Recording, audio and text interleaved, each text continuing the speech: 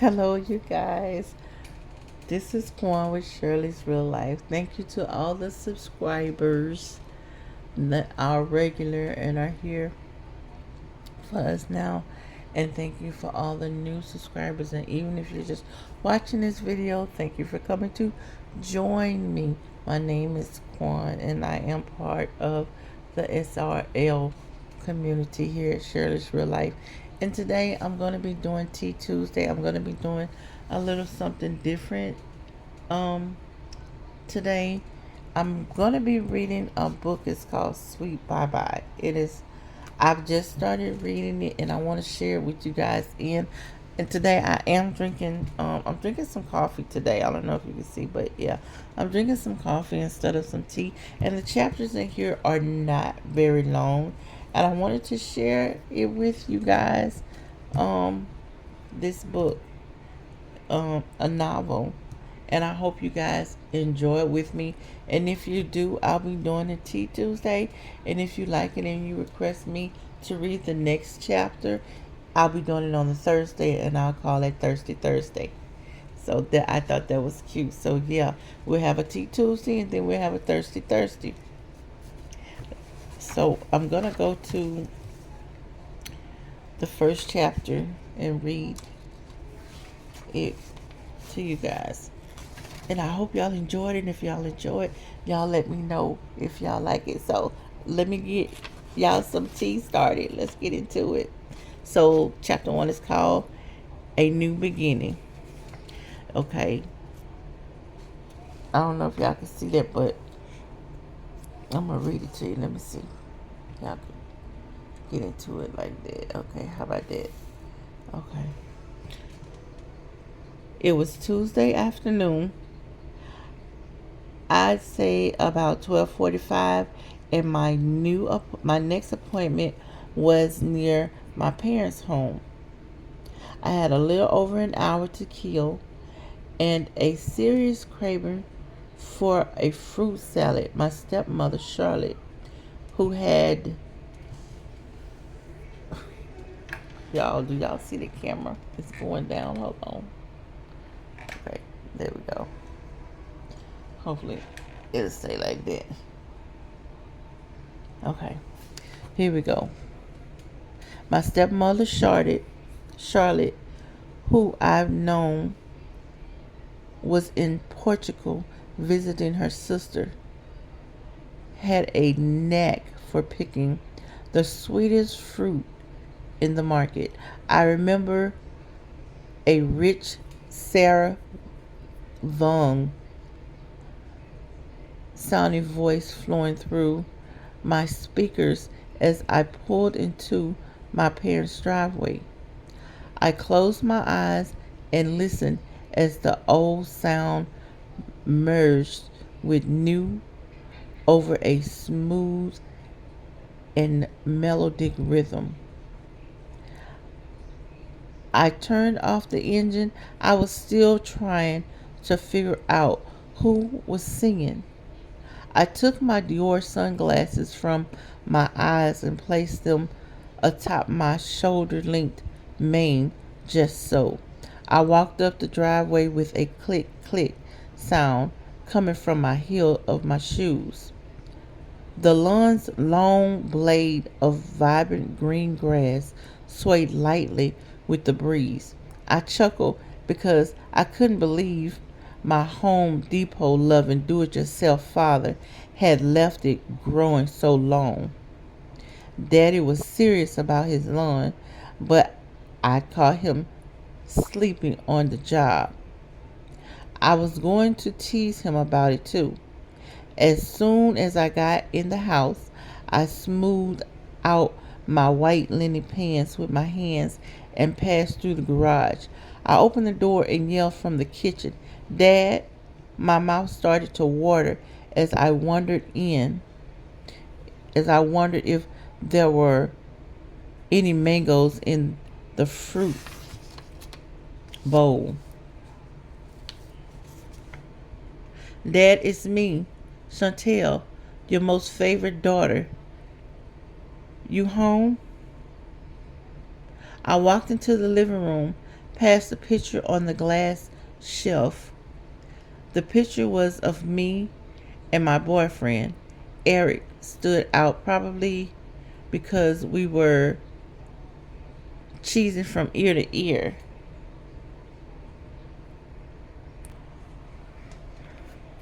In front of Caesar's palace. Eric was holding me over his head, me lying sideways like a lovely assistant in a Siegfried Freud magic show. Daddy, where you at? I went upstairs and heard the TV on in my parents' room. The bedroom door was cracked, and I pushed it open. Dad, Golf was on the TV, but I didn't see him. I walked in a few paces and immediately felt faint when I saw his brown legs on the floor, sticking out between the bed and the wall. Daddy, his feet were still in his house slippers. I felt like a dream. It felt like a dream. I ran over the big I ran over to the big almond colored man in his late 50s. I knelt down and shook him, all 6 feet and 250 pounds of him. But he didn't respond. Daddy, Daddy, get up. My heart beat faster as the reality of that moment set in. Come on, Dad, don't do this. Wake up. His head was cold and panic raced through me. Daddy, please, don't die. God, please. I flashed back to my mother, her funeral.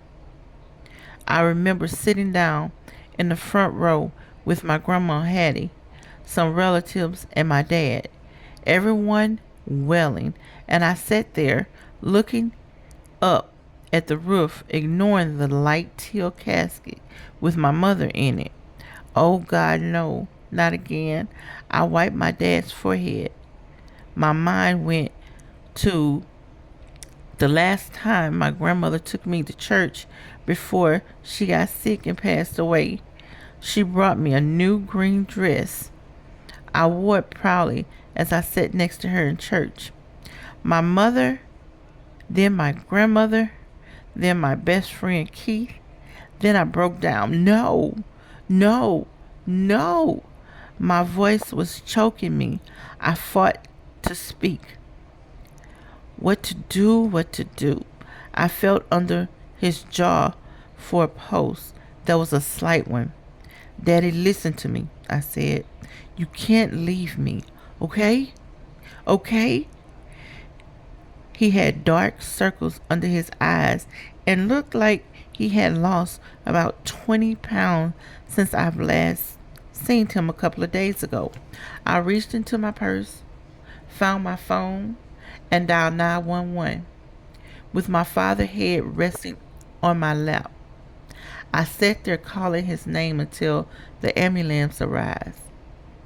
The prognosis wasn't good. Daddy had a massive heart attack and required triple bypass, and they found prostate cancer. Apparently, when he fell, he hit his head and had been unconscious for over an hour when I found him. As soon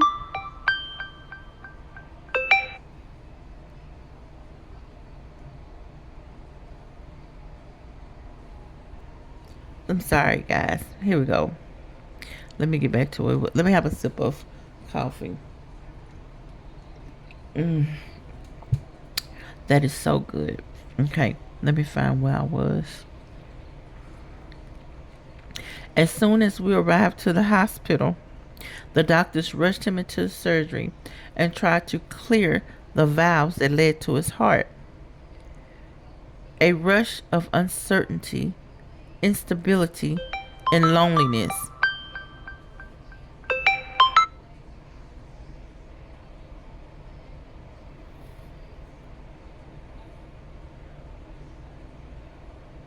Came flowing back to me.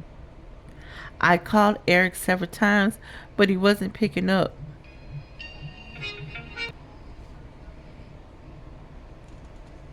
I asked the doctors what they were doing, what they were going to do about his cancer, and he said that they had to do things one at a time. Once they got daddy's heart working, they get him started on chemotherapy.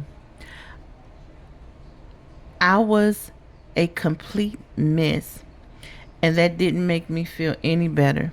My father, my compadre, lay unconscious as I sat by his bed.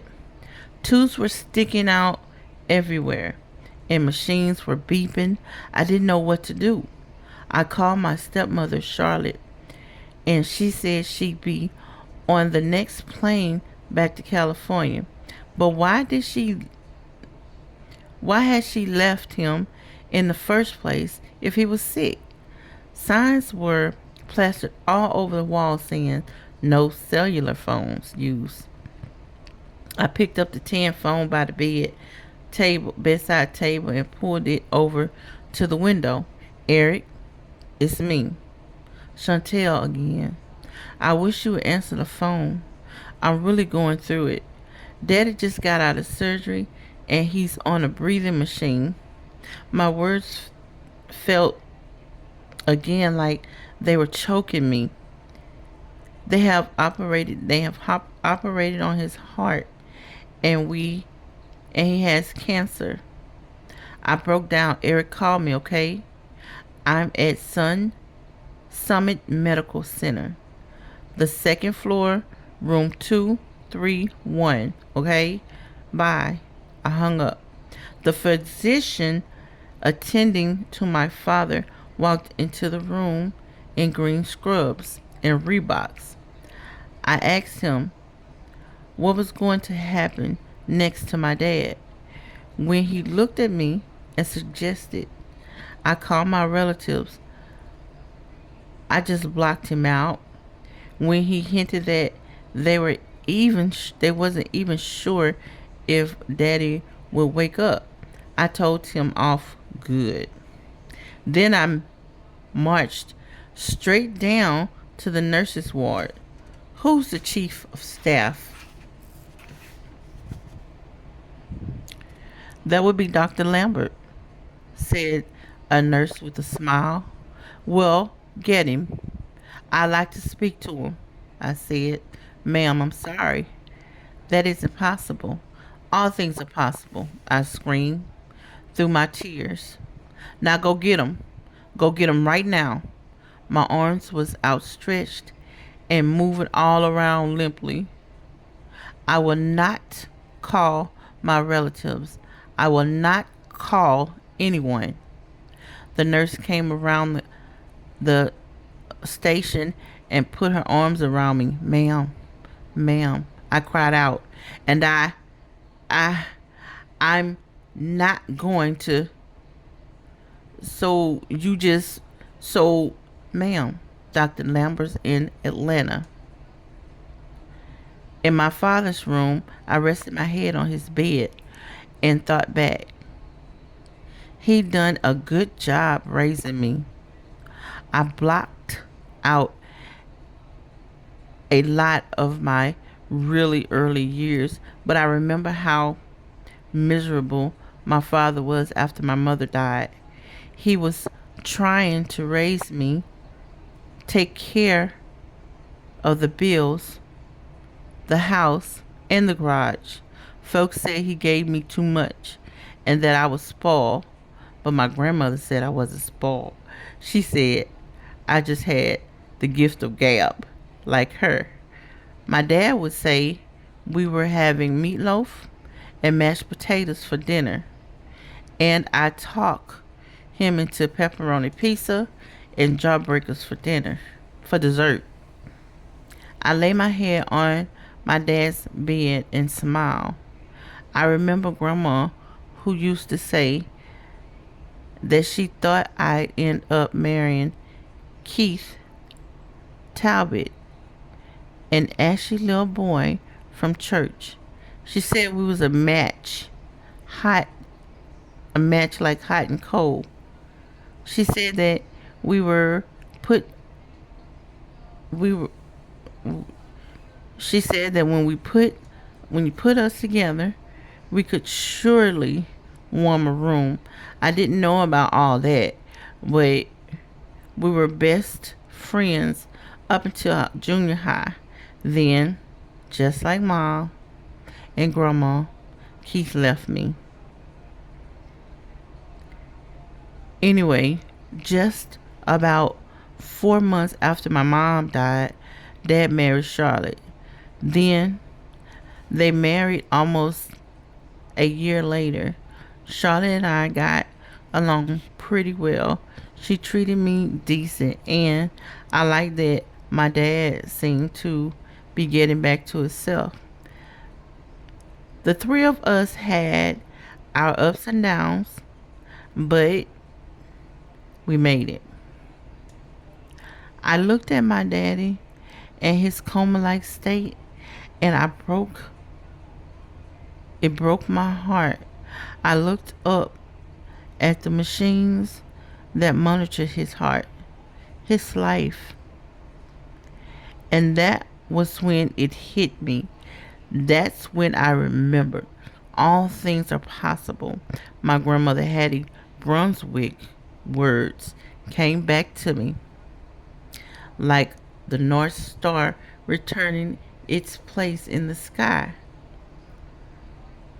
When her words registered, I grabbed hold of them. My grandmother used to say, when all else fail, call on God. He'll never leave you and he'll never forsake you.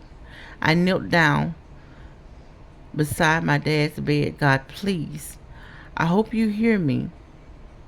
Spare my dad, please. He's all that I have. He's a good guy, God. He loves everybody. I hadn't prayed in years, and I didn't know if I was praying right. You don't you won't be sorry if you heal him, Lord. I know you can do it because you can do all things. I hope that God was listening. Though everything is possible, and God forgive me for my attitude and everything that I've done wrong. If you do this for me and let him live, God, I will work hard to be a better person. I promise you I will. I promise. Through the tears, I prayed harder as I seen my grandma do, probably 100 times. Please, Lord, thank you for your intervention. Thank you, Jesus. Thank you, Jesus. Then I sort of zoned out. I was on a consciously unconscious level. I kept praying my grandma's words. Nothing too hard for you, God. Through you, everything is possible. You can do all things, God. Thank you, Jesus. And I will be darned if I open my eyes. Daddy didn't turn his head towards me and whisper, hey, pumpkin, what you know good. Okay. Y'all, thank you for letting me read that to y'all. I can't wait to read the next chapter to you guys, which would be chapter 2. So I will see you on Thursdays. Thank you guys for watching. Be blessed.